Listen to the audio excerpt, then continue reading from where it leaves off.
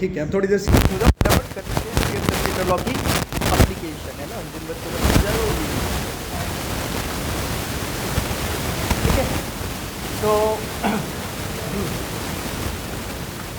Application of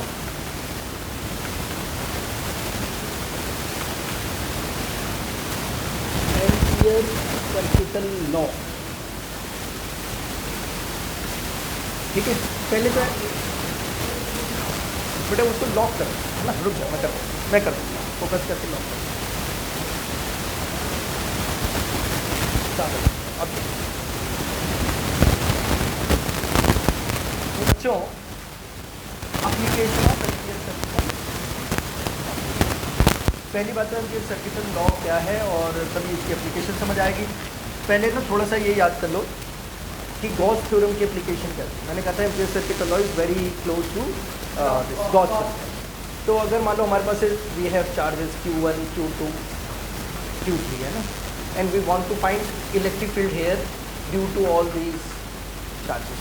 ठीक है, तो Q1 की वजह से इलेक्ट्रिक फील्ड निकाला और ये suppose this is a positive charge, तो इलेक्ट्रिक फील्ड की डायरेक्शन इधर हो गई and this electric field is E1 and so this is negative charge, तो electric field here will be E2, then this is suppose positive, electric field will be. तो अगर हम इन सबका वेक्टर सम निकाल लें तो हमारा E-max निकल जाएगा। ठीक है, अगर दो वेक्टर होते हैं तो वेक्टर सम निकालना बड़ा ही आसान होता है ना। ये एंगल थीटा है, तो E1 square plus E2 square plus 2E1 E2 cos theta करूँ। और कई बार अगर मल्टीपल वेक्टर्स हो जाए, जैसे ये हो गया है ना, तो ऐसे में हम क्या कर सकते हैं, सबके कंपोनेंट्स ब्रेक कर देते हैं। इसके कंपोनेंट्स ब्रेक कर दो, इसके कंपोनेंट्स ब्रेक कर दो, इसके कंपोनेंट्स ब्रेक कर दो, है ना। तो जो भी एक्स डायरेक्शन वाले कंपोनेंट्स हैं सबको ऐड कर दो, अगर कोई अपोजिट जा रहा है तो उसको सेपरेट कर दो, तो एक एक्स डायरेक्शन में वेक्टर आ जाएगा टोटल EX, और वैसे ही फिर वाई डायरेक्शन वालों का कर दो, है ना, कि अगर सेम डायरेक्शन में तो ऐड कर दो, अपोजिट डायरेक्शन में तो सेपरेट कर दो, और फिर एक आ जाएगा ये। और लास्ट में फिर क्या कर देंगे, EX square plus EY square, तो ये रिजल्ट मतलब वी कैन फाइंड इट। और E1 की वजह से निकालना है, पॉइंट चार्ज की वजह से आपको पता ही है क्या होता है फॉर्मूला Q/R²। लेकिन इन केस जो चार्ज है वो हमारा पॉइंट चार्ज ना हो, चार्ज डिस्ट्रीब्यूटेड हो, फैला हुआ हो। ठीक है, तो कहता है शीट पे चार्ज फैला हुआ है सारे पे। ठीक है, तो अब ये क्योंकि पॉइंट चार्ज है ही नहीं तो KQ/R² तो लग ही नहीं सकता। ठीक है, तो आइदर अब कोई कहता है यहाँ इलेक्ट्रिक फील्ड निकालो, तो मैंने एक छोटा सा DQ यहाँ लिया, इसकी वजह से इलेक्ट्रिक फील्ड निकाला, फिर एक DQ यहाँ लिया, फिर यहाँ लिया, फिर इसको इंटीग्रेबल फॉर्म में लाए और फिर इंटीग्रेशन किए, तो बड़ा टीडियस हो जाएगा। सबसे पहले तो इंटीग्रेबल फॉर्म में आएगा नहीं आएगा, फिर इंटीग्रेशन का जो एक्सप्रेशन आएगा उसका इंटीग्रेशन करना आसान होगा या मुश्किल होगा। ठीक है, हमारी बात समझ। तो इस चीज़ से बचने के लिए हम क्या करते हैं, यूज़ करते हैं गॉस थ्योरम। और गॉस थ्योरम में क्या किया था हमने कि भाई अब शीट की वजह से इलेक्ट्रिक फील्ड निकालना है सपोज, तो हमने इससे पास होता हुआ एक गॉसियन सरफेस ले लिया था, याद है। और फिर कहते थे कि टोटल फ्लक्स जो इसमें से बाहर आ रहा है that is equal to Q/ε0। और Q कौन सा चार्ज, जो इसके अंदर बंद हो गया है ना। और आपने देखा था 3-4 लाइन में ही डेरिवेशन हो गया। ठीक है, तो जहाँ पर चार्जेस हों कॉन्टिन्यूस फैले हुए, जिनके बीच में गैप ना हो, डिस्क्रीट ना हो, है ना। हमारे पास एक वर्ड है डिस्क्रीट और एक वर्ड है हमारे पास कॉन्टिन्यूस। तो जहाँ पर चार्जेस डिस्क्रीट होते हैं, अलग अलग होते हैं, तो सब में पॉइंट चार्ज का फॉर्मूला लग जाता है KQ/R², KQ1/R1², KQ2/R2² and so. ठीक है, लेकिन जहाँ चार्जेस कैसे हो कॉन्टिन्यूस, तो या तो हम इंटीग्रेशन से करेंगे। बंद कर भाई, क्या कर रहा है। ठीक है, तो या तो हम उसको किससे करेंगे, इंटीग्रेशन से, या फिर हमें कौन हेल्प करेगा, गॉस थ्योरम हेल्प करेगा। ठीक है, सेम हेयर, अगर मेरे पास एक वायर ऐसी हो, एक वायर से ऐसी हो, दोनों में अपोजिट डायरेक्शन में करंट जा रहा है। ठीक है, और ये डिस्टेंस है 10 सेंटीमीटर है, और यहाँ 3 सेंटीमीटर डिस्टेंस पे कोई कहता है मैग्नेटिक फील्ड निकालो, तो मैं इसकी वजह से निकाल लेता हूँ, है ना। क्या फॉर्मूला होगा, B = μ0, जो भी इसका करंट है, से 2 एम्पियर करंट है ना, 2/2π और ये डिस्टेंस यानी 3 सेंटीमीटर। सॉल्व कर लेंगे, B बना जाएगा। इसकी वजह से निकाल लेंगे। अब ये टोटल डिस्टेंस 10 है, ये 3 है, तो बाकी बचा क्या हो गया 7। तो हमने इसकी वजह से निकाल लिया। म्यू नॉट इंटू इसमें जो करंट है से 4 एम्पियर ले लिया, divided by 2 pi into 7 into 10⁻²। Direction देखनी है तो मैंने कहा करंट की डायरेक्शन में फिंगर्स को ले जाओ, जिस तरफ पॉइंट है जहाँ हमें मैग्नेटिक फील्ड निकालना है उस तरफ थंब की टिप रखो। तो इसका मैग्नेटिक फील्ड अंदर है, इसका देखें इसमें करंट है नीचे यूँ, लेकिन पॉइंट है इस तरफ। तो जैसे ऐसे करेंगे तो ये भी किधर जा रहा है अंदर, तो दोनों मैग्नेटिक फील्ड सेम डायरेक्शन में, तो इनको क्या कर देंगे ऐड, तो हो गया। लेकिन जैसे सोलेनॉइड होता है हमारे पास यू, तो इसमें टर्न्स बहुत पास पास हो सकते हैं, तो यहाँ पर ना कॉन्टिन्यूअस टाइप का हो जाएगा, एक वायर नहीं है, देयर आर मल्टीपल टर्न्स। तो ऐसे में जैसे गॉस थ्योरम में वहाँ पर कॉन्टिन्यूअस चार्ज में हमारी हेल्प की थी, ऐसे ही इसमें कौन हेल्प करेगा, हमारी एम्पियर सर्किटल लॉ हेल्प करेगा। ठीक है, तो एम्पियर सर्किटल लॉ की एप्लीकेशन देख लेते हैं। समझ आ गई मेरी बात, कहाँ ज़रूरत है ये समझ आ गया। तो बच्चों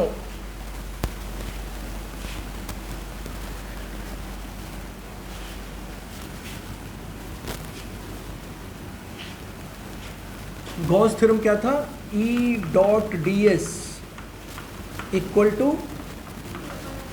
और इसकी स्टेटमेंट पढ़ते थे, surface integral of electric field over a closed surface in 1/ε0 times the charge. और एम्पियर सर्किटल लॉ क्या होता है, V dot dl equal to mu naught I। ठीक है, तो इसको कैसे पढ़ेंगे बच्चों, ये ds था तो क्या बोला, सरफेस इंटीग्रल, और ये dl है तो क्या बोलेंगे इसको, सरफेस इंटीग्रल किसका, इलेक्ट्रिक फील्ड का, तो लाइन इंटीग्रल किसका, मैग्नेटिक फील्ड। ठीक है, तो line integral of magnetic field. अगर एक लाइन से बनाएंगे तो लूप बनेगा क्लोज, और सरफेस से बनाएंगे तो सरफेस ही बनेगी पूरी। तो इसमें पढ़ेंगे line integral of magnetic field over a close loop is how much, mu naught times the current, है ना। कौन सा करंट, उसमें चार्ज इसके अंदर होता था, तो इसमें लूप में से तार गुजरेगी जिसमें से करंट जाएगा। तो इसके लिए जो वर्ड यूज़ करते हैं वो यूज़ करते हैं थ्रेडिंग। क्या यूज़ करते हैं, थ्रेडिंग। तो line integral of magnetic field over A close loop is mu naught times the current threading the loop. आगे बस बच्चों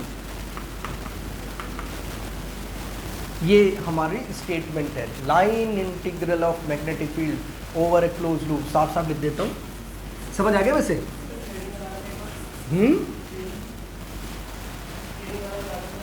कौन सा बताऊँ, थ्रेडिंग वाला। थ्रेडिंग का मतलब ये है बेटा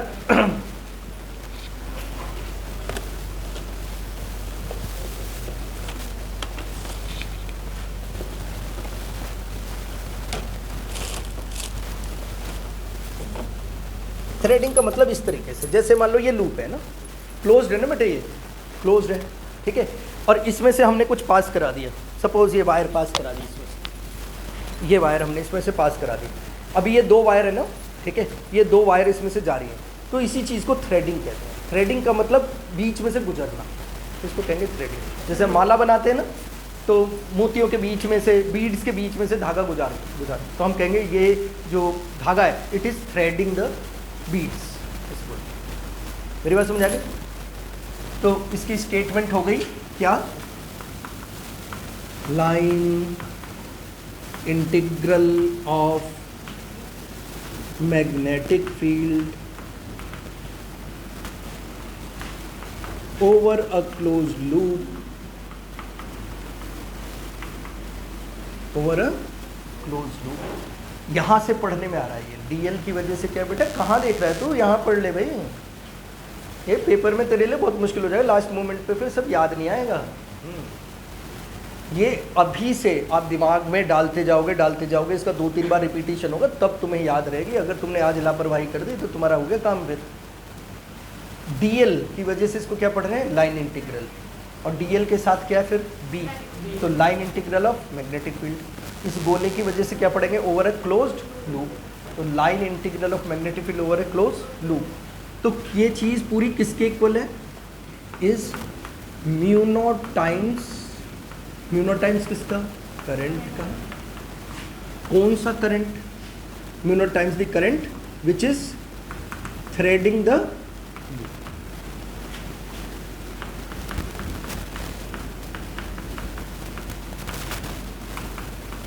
अब इसका मतलब क्या है, एक लूप लो भाई, ये लूप ले लिया, इसको थ्रेड करना चाहिए कुछ, तो इस लूप में से गुजरना चाहिए, तो इस लूप में से कुछ तारें गुजर रही हैं, ये तार गुजर रही है, इसमें करंट है I1, इसमें करंट है I2 नीचे, ये करंट है I3, तो total current threading the loop हो गया I1 plus I3 minus I2, because दूसरा करंट नीचे जा रहा है। आगे बस समझ, लूप इमेजिनरी है तो उसमें कोई करंट नहीं जा रहा, ठीक है। लूप में से जो इमेजिनरी लूप है, ठीक है, हवा में हमने एक कैसा लूप मान लिया, अगर उसमें से कुछ तारें गुजर रही हैं तो उन तारों का टोटल करंट मिला के कितना है।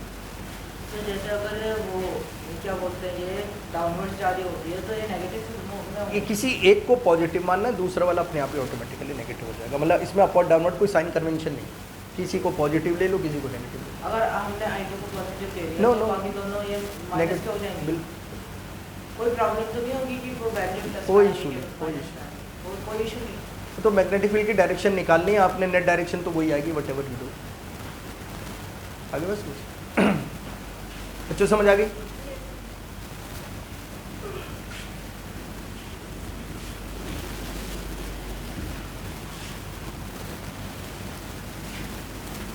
तो एम्पियर सर्किट और लॉ की बात कर रहे हैं, तो इसका फिर चलते चलते प्रूफ भी कर ही लेते हैं। हमें प्रूफ करना है क्या, V dot d l equal to mu naught I, ठीक है। गॉस थ्योरम का प्रूफ कैसे किया था कि उसमें एक स्फीयर लिया था और उसके सेंटर पे चार्ज लिया था, ठीक है। तो स्फीयर एक सिमेट्रिकल फिगर है और उसके सेंटर पे चार्ज लिया था, तो बीच में लिया था, तो वो भी सिमेट्रिकल हो गया। तो यहाँ पर भी हम, क्योंकि ये इसमें लूप लेना है, तो हम एक सर्कुलर लूप लेंगे और उसके सेंटर में से एक तार गुजारेंगे, ठीक है। हाँ हाँ डेरिवेशन, ये लूप हो गया और लूप में से तार गुजर रही है, लंबी तार, जिसमें करंट क्या जा रहा है, ये लूप कैसा है, सचमुच का या इमेजिनरी, इमेजिनरी।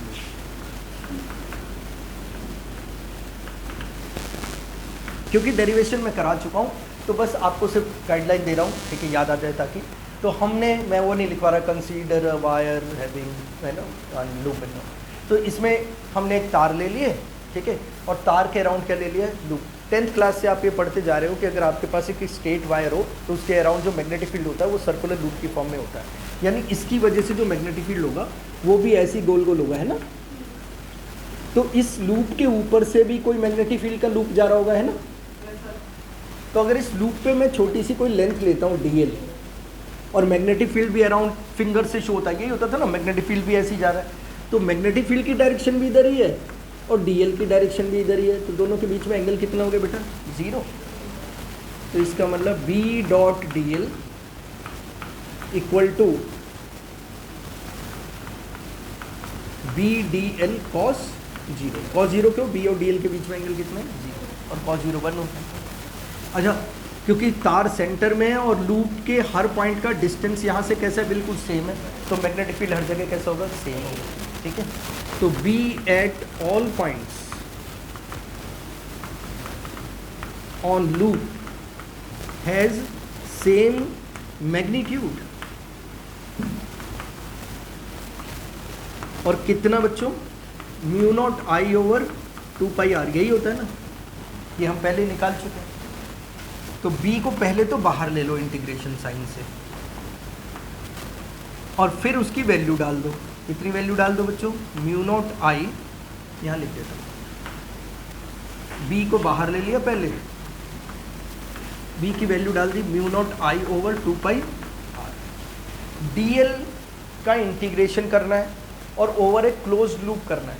इसका मतलब ये है कि अगर हमारा लूप सर्कुलर है तो dl का इंटीग्रेशन करने का मतलब ये लूप जो है इसको हमें छोटे छोटे dls में डिवाइड करना है और सारे dls को जोड़ देना, ये इंटीग्रेशन होता है। और पूरे लूप का करना है तो सारे dl जोड़ने के बाद तो पूरा सर्कम्फ्रेंस आ जाएगा ना, यानी dl का इंटीग्रेशन क्या बन जाएगा, 2πr। तो कितना आ गया, इसका मतलब B डॉट dl किसके इक्वल आ गया, तो ये हो गया एम्पियर सर्किट लॉ का सबको समझ आ गया अर्जुन बाबा? बेटा एक मिनट चेयर उठाइए।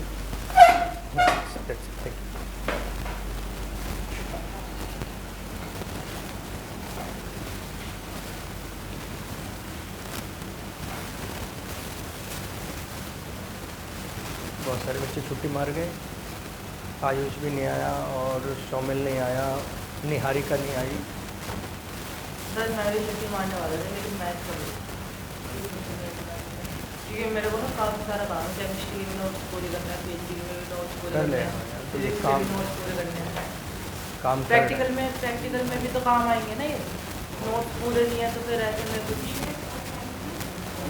कर ले। मैथ का मैं करने वाला था लेकिन मेरी कॉपी शायद स्कूल में अभी टर्म एग्ज़ाम है, उसके लिए तैयारी करनी है। अब ये तो तुम यूटी वगैरह तो ऐसे ही दे रहे हो। यूटी ठीक हो गया तेरा? तो पीसीएमई तो है तेरे पास, और सब्जेक्ट इंग्लिश में पास होके क्या कर लेगा? कहाँ इंग्लिश में भी जस्ट पास। किसमें? पढ़ ले भाई। जस्ट पास हो। तेरे ठीक हो गया फिजिक्स का? पढ़ लो। बाकी सबसे भी जस्ट पास हो, बस सिवाय कंप्यूटर साइंस। अब मैं सोच रहा हूँ एक सब्जेक्ट से कैसे कर लूँगा, मैं वो पढ़ूँ। यही तो बात है। पापा ये तेरे तूने सोचना है ना, ये तो पापा और मेरे सोचने से क्या होगा? नहीं पापा भी बोले जा रहे हैं मामू इस चीज़ को लेकर कि एक सब्जेक्ट से कर लेना, ताने मिलता है रोज। अब काम ऐसे क्यों कर रहा है भाई? पढ़ लेना, सीधी बात है। वो कौन सा तेरा बुरा चार है? वो जो बड़े हैं तुमसे, वो तुम्हारे पे जो आने वाली मुसीबत है उससे आगाह कर रहे हैं तुमको। तुम फिर भी नहीं समझ रहे, क्या कर रहे? फिर भी नहीं समझ। मैं कल बोलती है कि पापा मम्मी जहाँ ले गई है मैं उस माहौल में भी नहीं कुछ नहीं पा रहा हूँ क्योंकि मेरा ही मन पापा मेरे को सुनाने लगे ऐसे ऐसे ये हो गया वो हो गया। अरे उसे छोड़ भाई, तू बस ये कह दे तू 3 घंटे 4 घंटे टाइम फिक्स बना ले पढ़ने का। भाई मुझे पढ़ना है और मैं गारंटी दे रहा हूँ कोई नहीं छेड़ता है। घर वालों को पता लग जाए भाई इस बच्चे ने फिक्स कर लिया टाइम, 3 से 6 पढ़ रहा है, 6 से 9 पढ़ रहा है, 9 से 12 पढ़ रहा है, कोई नहीं छेड़ता। ये तो बेकार के एक्सक्यूजेज है। जब तू पढ़ तू पढ़ नहीं रहा ना, पढ़ता हुआ दिखेगा तो कोई नहीं छेड़ेगा तेरे को भी। हाँ चलो।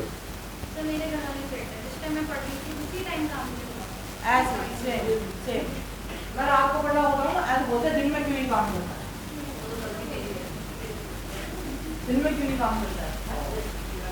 और वो फिर मेरे पास ऐसे मेरे रूम में लेटा था, फिर मैं कुछ ना कुछ ऐसे डिस्टर्बेंस लगती है। कोई बात नहीं, थोड़ी बहुत दिक्कतें तो लाइफ में रहती है। ओके बच्चों, अब करते हैं first application.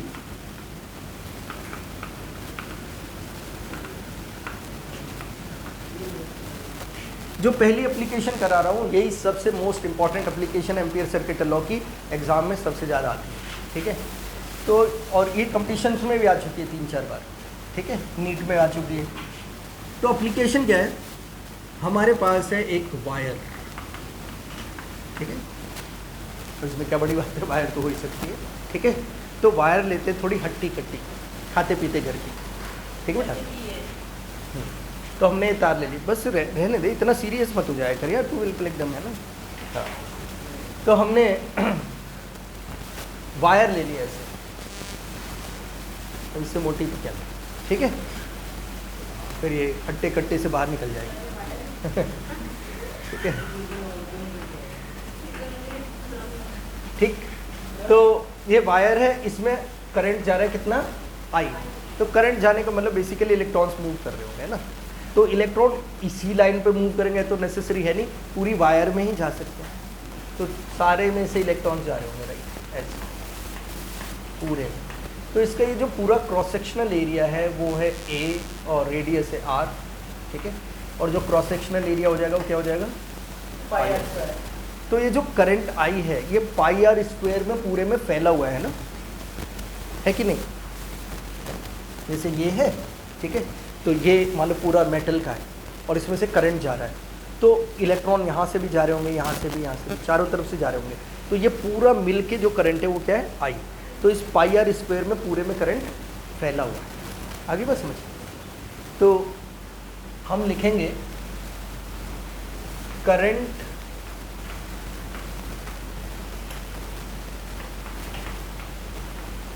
I is distributed in the whole cross section, in the whole cross section. और क्रॉस सेक्शन की वैल्यू कितनी बेटा? पाई आर स्क्वायर। इसमें जो क्वेश्चन आता है वो ये आता है कि इसकी वजह से ना, तार की वजह से मैग्नेटिक फील्ड निकालो, एक तो तार के बाहर, एक तार की सरफेस पे और एक तार के अंदर, ये 3 पॉइंट्स पे निकालना है। और तीनों को हम डिस्टेंस आर ही मान लेंगे क्योंकि r is a variable distance, r could increase और डिक्रीज, राइट। तो ये डिस्टेंस भी हमने आर ही मानना है, ध्यान से समझना। इसको भी क्या मानना है? आर ही मानना है। इसको भी क्या मानना है? आर। बस आर की वैल्यूज अलग अलग हो जाएंगी। इस केस में r is greater than r हो जाएगा, रेडियस से बड़ा हो जाएगा। इसमें आर इक्वल टू आर हो जाएगा और इसमें आर लेस देन आर, ठीक है। अब मैंने इससे पास होता हुआ एक लूप ले लिया। देखो बच्चों, एम्पियर सर्किट लॉ लगाने जा रहा हूँ, ठीक है। इससे पास होता हुआ एक लूप ले लिया और तार की वजह से मैग्नेटिक फील्ड लूप की फॉर्म में ही होता है। तो B dot d l equal to mu naught. Mu naught के बाद जो करंट डालना है उसको बहुत ध्यान से देखना चाहिए, वो करंट है which is threading the loop. तो this is the loop and the whole wire is passing through it and the whole wire carries a current of I। तो इसका मतलब यहाँ पर I ही आएगा, इसमें एक ही करंट है, वो क्या है? I। फिर वो B और DL के बीच में एंगल 0 हो जाएगा, तो B और DL के बीच में एंगल हो गया 0। सबको समझ आ रहा है यहाँ तक? कोई दिक्कत तो नहीं बच्चों? cos 0 1 होता है। फिर B हर जगह सेम होगा जैसे अभी कहा था, क्योंकि सिमेट्रिकल है, तार बिल्कुल बीच में से गुजर रही है। Mu naught I। B की वैल्यू मुझे निकालनी है, यहाँ डालनी नहीं कुछ भी वैल्यू। DL का इंटीग्रेशन अभी कितना हो गया था? 2 पाई। अब यहाँ पर ये R कौन सा आएगा, स्मॉल या कैपिटल? ये वाला लूप है ना, इस पे छोटे छोटे DL थे और इसकी रेडियस क्या है? स्मॉल r, और ये चीज़ें कैपिटल r है। तो क्या आएगा? समझ आ गया मेरी बात? Equal to mu naught. तो B कितना आ गया? Mu naught I over 2 pi r। समझ आ गया?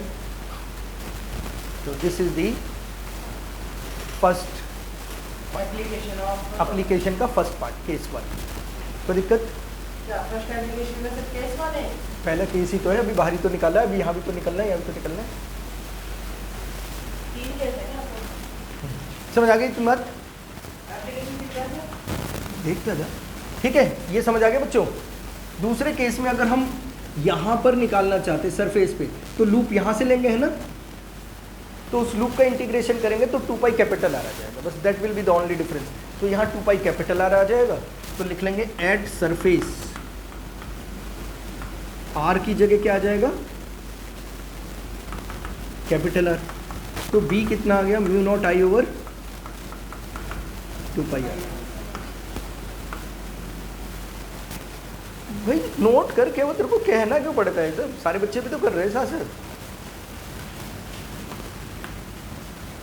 थर्ड केस सबसे इंपॉर्टेंट केस है,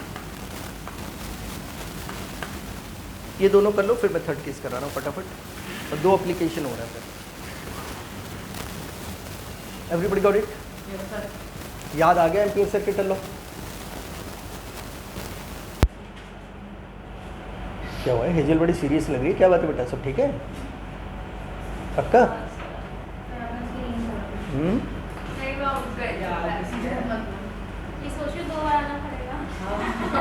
अरे तो क्या हो गया तुम लोग? मतलब मैं तुम बुड्ढो जैसे मतलब हरकतें क्यों करते हो? बच्चे कितनी भी चल ले, कितना भी घूम ले, क्या दिक्कत है? कितना कहाँ रहती है तू? तो क्या हो गया? और क्या? मैं तो सुबह जब आप मैसेज कब कर रहे थे? रात को कर रहे थे, सवेरे कर रहे थे? हाँ रात को। मैं ना 9 साढ़े 9 बजे तक तो बेड पे ही था अपने, मतलब फोल्डिंग जो होता है। अबे तेरे को तो रात को 3 बजे मैसेज करूँगा, मुझे पता है तू जगह ही मिलेगा। नहीं 1 बजे फिर सो गया था। तू तो सो गया था, मोबाइल चालू होगा ना तेरा? नहीं मैं सही में सो गया था।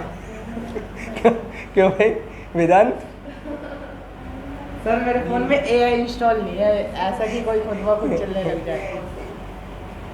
जो मोबाइल के एडिक्ट बच्चे हैं वो एक आंख से सोते हैं, ये आंख सोई हुई है, इससे काम चल रहा है। ना ऐसे नहीं, फिर ये वाली नहीं ऐसे नहीं चलता, मैं सो जाता हूँ पूरा। मेरी भी लिमिट तो होती है, मतलब इस चीज को लेके क्या बोलते हैं? Some birds do this thing, जो उनकी टांगें थक जाती हैं तो एक को लिफ्ट करके एक पे थोड़ी देर रहेंगे, वो सीगल करते हैं, सीगल करते हैं या फिर फ्लैमिंगो। बहुत सारे करते हैं ऐसे। एक वो लिजर्ड होती है डेजर्ट एरिया में, तो डेजर्ट एरिया में वो रेत तो बहुत गर्म हो जाती है, तो उसको देखो 4 टांगे हैं ना, तो डायगनली 2 को ऊपर उठा लेगी और दो टांगे अच्छा, हाँ, डायगनली ऐसी वाली, समझ गया। एक आगे की इधर पीछे की एक, और फिर 2 पे थोड़ी देर के लिए वो रहेगी क्योंकि रेत गर्म होती है, फिर इनको उठा ले इसको। मैंने कहा देखो हर एक जो है ना अपने अपने ढंग से एडेप्टेशन लेता है। थर्ड केस इज यहाँ पर, थर्ड केस बच्चों इसके अंदर है ना, when r is less than r, क्या हो गया? बहुत ही बढ़िया।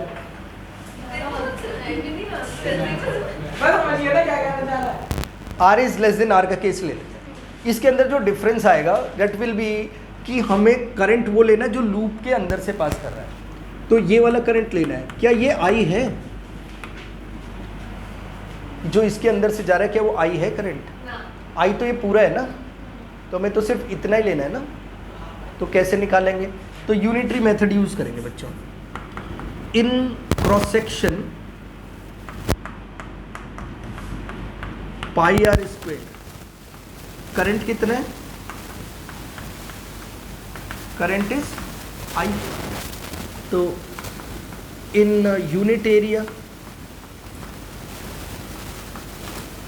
करंट कितना हो जाएगा? I upon pi r square. ऐसे ही करते हैं ना बच्चों, भाई 20 रुपीज़ के आते हैं 5 पेन, तो 1 रुपये में आएगा 5/20 पेन, तो 10 रुपीज़ में आएंगे 5/20 × 10, यही तरीका है ना। तो यही लिखवाया, पाई आर स्क्वायर में करंट है आई, तो यूनिट एरिया में क्या हो जाएगा? आई बाय पाई आर स्क्वायर।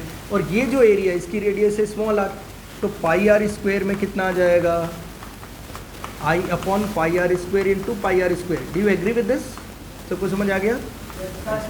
तो हमारा जो करंट आ गया वो क्या आ गया? I r square upon pi r square, sorry pi capital r. बस इतना सा ही फर्क है, बाकी वही एम्पियर सर्किट वाला लगना है, there is no difference.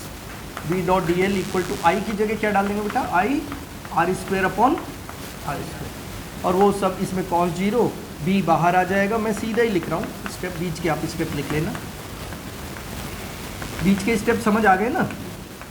Cos 0 लिखना है एक बार बी को बाहर ले जाना है, तो बी कितना आ गया? म्यू नॉट आई, एक आर बच गया अपॉन 2 पाई आर स्क्वायर सी।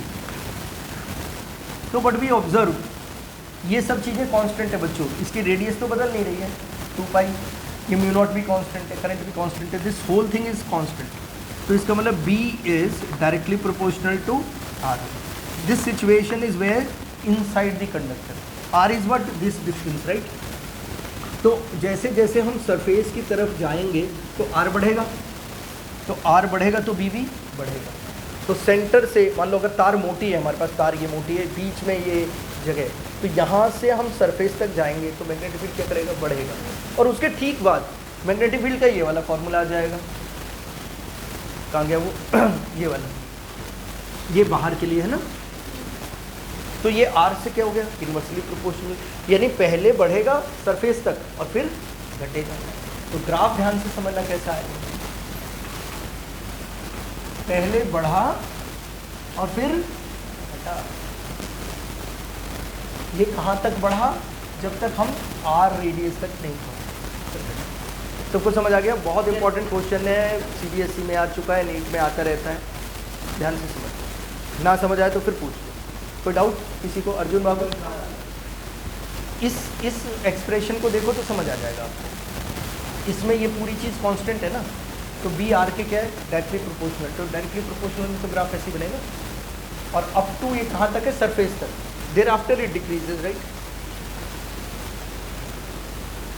डिक्रीज का हमेशा ध्यान रखना, ये डिक्रीज का ग्राफ जैसे ये ना इन्वर्सली प्रोपोर्शनल का ग्राफ नहीं होता। ये इन्वर्सली प्रोपोर्शनल का ग्राफ हमेशा ऐसा होता है। कई बार बच्चे सोचते हैं कि भाई ये घट रहा है तो ऐसा ग्राफ होगा। इन्वर्सली प्रोपोर्शनल हाँ तो ये इसीलिए तो कहा है ऐसा ग्राफ है बेटा, वो कर्व है ना, बढ़ रहा है, फिर उसके बाद इन्वर्सली प्रोपोर्शनल। Inversely proportional. कल मैंने सीपीयू लेना, मैं पूरी जिंदगी ना मैं अपनी एग्जिस्टेंस पे वो करने लगा। जब सीपीयू होता क्या होता है, ये फोटो डाली थी ना,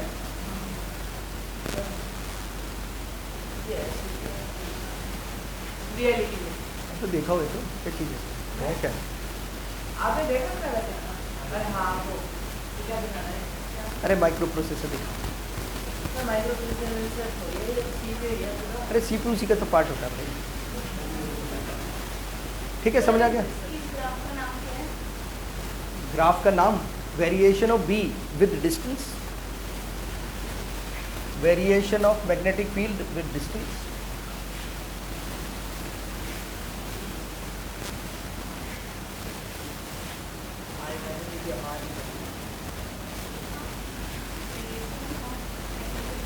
with distance, right? Second application, magnetic field due to solenoid. ठीक है, मैंने पहले जैसे उसमें कराया नहीं हुआ था, इसी वजह से नहीं कराया था क्योंकि सीबीएसई में नहीं है। टॉरॉइड तो बिल्कुल ही कटा हुआ है, शायद सोलेनॉइड भी नहीं है इस बार, तो अब मैं करा देता हूँ, कोई बात नहीं है ना, जो भी कोई नहीं, हम कर लेंगे।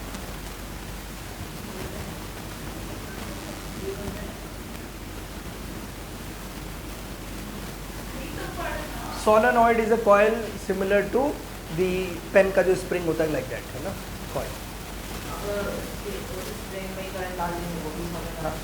ठीक है सर, अभी वो है डाउट, मतलब जो पहले के टाइम में पानी गर्म करनी थी और दूसरी वो भी सोलेनॉइड ठीक है। अरे भाई उसके अंदर हीटिंग कॉइल है, वो ऐसा नहीं है दिखने में, वो लोहे का ही ऐसा ऐसा है, इसके अंदर तार ऐसी ऐसी नहीं है।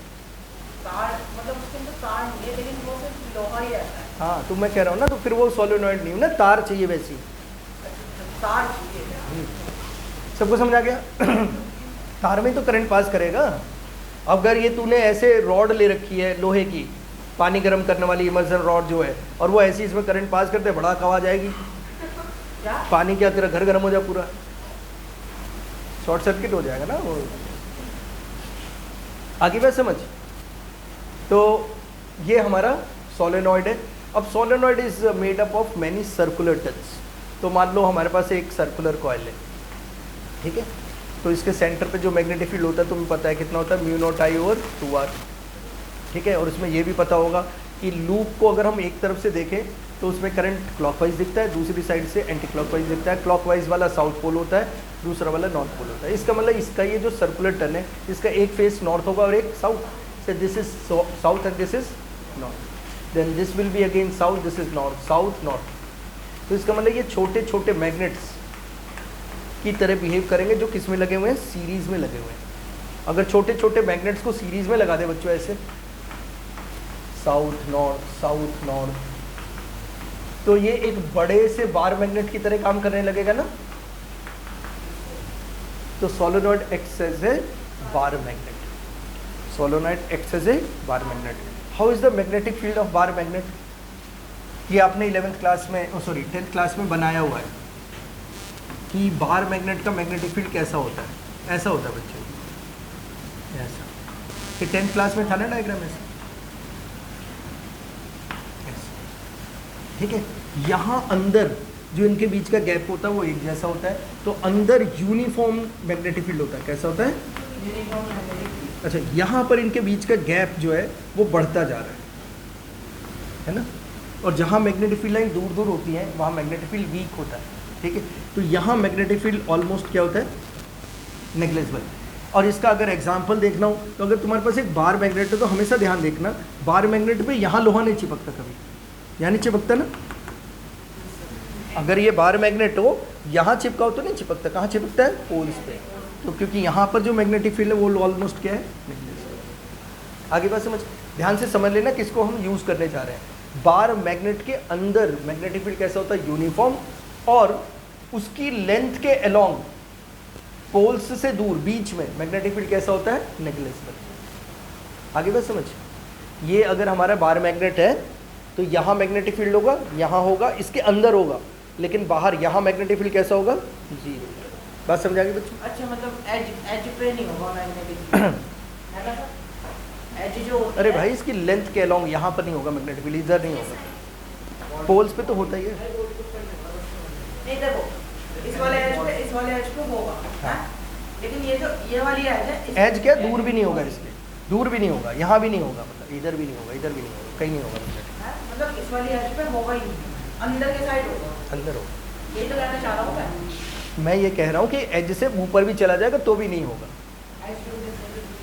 हाँ, ना एज पे ना उससे बाहर। समझ आ गया? अब हमारी जो सोलेनॉइड है ये अभी हमने क्या देखा था, कैसे एक्ट करती है बेटा? As a bar magnet. तो इसका मतलब अंदर मैग्नेटिक फील्ड कैसा होगा? यूनिफॉर्म। अंदर मैग्नेटिक फील्ड कैसा होगा? यूनिफॉर्म। और यहाँ पर कैसा होगा? नेग्लिजिबल। आगे बात समझ? अब हम क्या करते हैं, एक लूप ले लेते हैं इमेजिनरी, क्योंकि एम्पियर सर्किट लॉ लगाना ना, तो ये लूप ले लिया, ये स्क्वायर रूट ले लिया और इसका नाम भी रख देते हैं PQ RS। ठीक है, या ऐसे रख लेते हैं।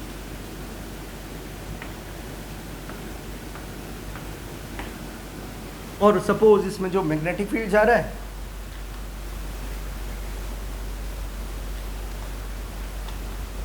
मैग्नेटिक फील्ड ऐसे जा रहा है, तो बच्चों ये जो PQ साइड है लूप की, है ना, उसकी डायरेक्शन और मैग्नेटिक फील्ड की डायरेक्शन कैसी है? सेम। तो अगर मैं इस पर एक छोटा सा DL लूँगा तो DL और मैग्नेटिक फील्ड के बीच में एंगल क्या हो जाएगा? जीरो, यानी थीटा क्या हो जाएगा यहाँ, और यहाँ पर कितना होगा बताओ? क्योंकि मैग्नेटिक फील्ड ऐसे जा रहा है, DL ऊपर जा रहा है, तो यार थीटा कैसा है? 90। यहाँ भी थीटा और यहाँ भी खुद जीरो है। अब एम्पियर सर्किट लॉ लगाते हैं, B.dl equal to mu naught I। ठीक है, अब इसमें ना जो B.dl के बीच के एंगल्स हैं वो अलग अलग लूप की साइड के लिए अलग अलग हैं। तो पहले PQ के लिए कितना हो जाएगा? जीरो। ठीक है, और QR के लिए कितना हो गया बेटा? 90। और R से S के लिए तो B ही खुद जीरो हो गया, तो क्या लिखना फिर आगे? और S से P कितना है बच्चों? कॉस कितना है S से P? 90। कॉस 90 कितना होता है हेजल? आज तूने बता दिया तो तेरे को चॉकलेट दिलाऊंगा।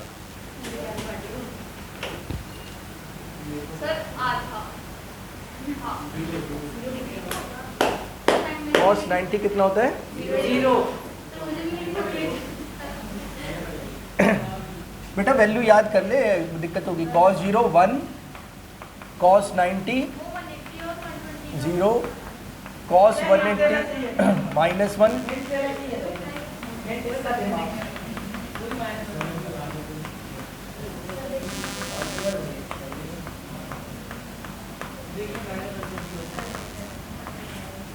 ये वैल्यू सबसे ज़्यादा यूज़ होती है, लिख लो, रट्टा मार लो इसका, है ना। दोबारा मत कहना कि ये भूल गए, क्योंकि बार बार आती रहती है बेटा, क्वेश्चन गलत हो जाएगा पेपर में तुम्हारा। हमारा क्या, हम मैथ्स के स्टूडेंट हो ना। आगे समझ सबको?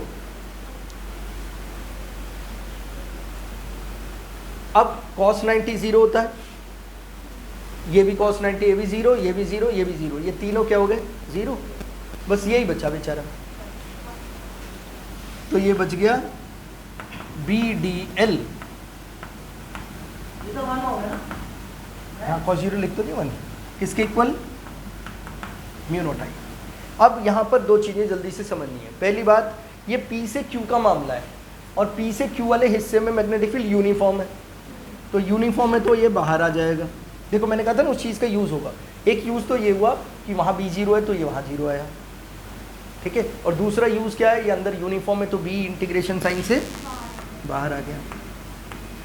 फिर क्या है, अब करंट कौन सा लेना है, which is threading the loop. Current कौन सा लेना है, थ्रेडिंग द लूप। अब ये लूप है हमारे पास, देखो है ना, ये लूप है। इसमें से ना जो सोलेनॉइड के टर्न्स हैं वो ऐसे बाहर आ रहे होंगे, जैसे एक ये बाहर आया, ये पीछे से गया है ना, फिर बाहर आया, समझ आ रही बात, ऐसे। अच्छा, इसके जो number of turns per unit length है, number of turns per unit length, वो है n, number of turns per unit length. और ये लेंथ कितनी है, l, तो l लेंथ में कितने हो जाएंगे, nl, ठीक है। ये पर यूनिट लेंथ है ना, तो उसको लेंथ से मल्टीप्लाई करोगे तो टोटल। तो यहाँ म्यू नॉट आई की जगह क्या लिखेंगे बेटा, nli, ठीक है, समझ आ गया। मैं ये वाला आई इससे अलग है तो इसलिए मैं इसको आई टोटल लिख देता हूँ, ताकि ऐसा ना हो कि लगे कि यार ये तो अचानक आई nli कैसे बन गया। आई क्या बन गया, आई को फिर बाद में आई, ये आई टोटल था ना, तो इसको बाद में क्या लिखा है, nli। तो ये आई टोटल है तो इसको it लिख लो। अरे भैया number of turns per unit length n है, अच्छा, तो लेंथ से मल्टीप्लाई करेगा तो nl आ जाएगा ना। हाँ, ये क्लास में चल रहा है, समझ आ गई बात यहाँ पर। अच्छा, dl का इंटीग्रेशन करना है p से q, तो p से q करोगे तो पूरी लेंथ आ जाएगी l, तो bl इक्वल टू क्या हो गया, म्यू नॉट nli, तो i से i कट गया, l से l कट गया, तो क्या बच गया हमारे पास, b equal to mu naught ni। ये इसी पे बात शुरू हुई थी ना, उस दिन हम कोई क्वेश्चन कर रहे थे उसमें ये यूज़ कर रहे थे, तो बच्चों ने कहा कि भाई ये तो आपने कराया नहीं, तो मैंने आज इसीलिए चलो ये क्लास में हमने काम खत्म कर लिया। टॉरॉइड का भी रिजल्ट दिखा देता हूँ बस, टॉरॉइड क्या, बता रहा हूँ, सोलेनॉइड तो पढ़ ले। अच्छा सोलेनॉइड तो उसके टाइप में कुछ होता है, ठीक है वेदांत बाबू, समझ आ गया, बढ़िया लग रहा है क्लास में, तो बाहर भी बढ़िया लगता है।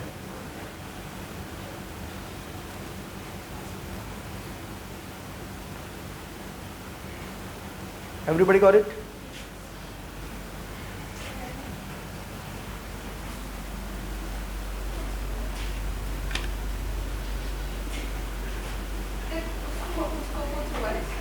रब कर दूं, नोट कर लिया नोट भाई।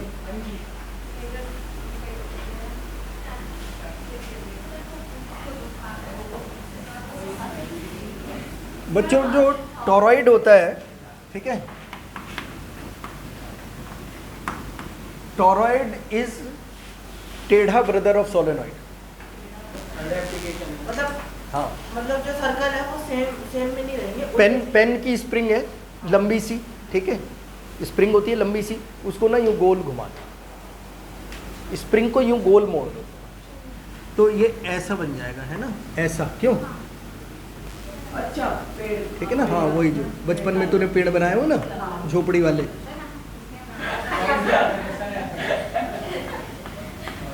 ये होता था ना इसके पीछे एक पेड़, इस झोपड़ी के पीछे ये वो वाला पेड़। सबकी झोपड़ी ऐसी थी, पहाड़ सबके ऐसे थे, यहाँ सूरज था, चिड़िया सबकी, ये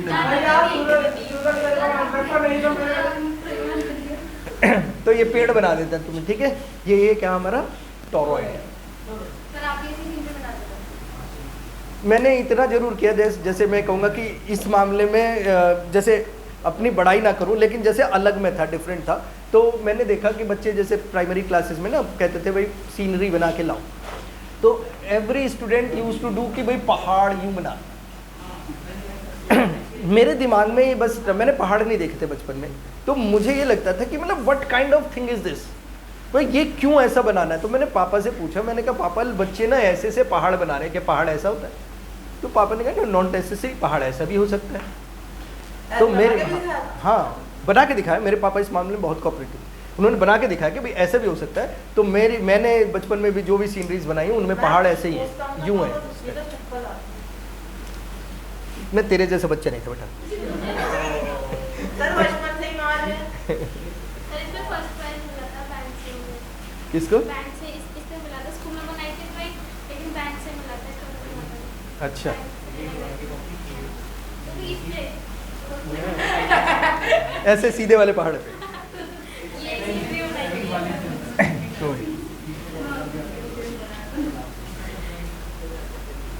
एक और पड़ोसी था छोटा, तो बचपन में ही, तो वो उसकी स्कूल में ना पतंग उड़ाते हुए बच्चे, तो बच्चा हवा में उड़ रहा है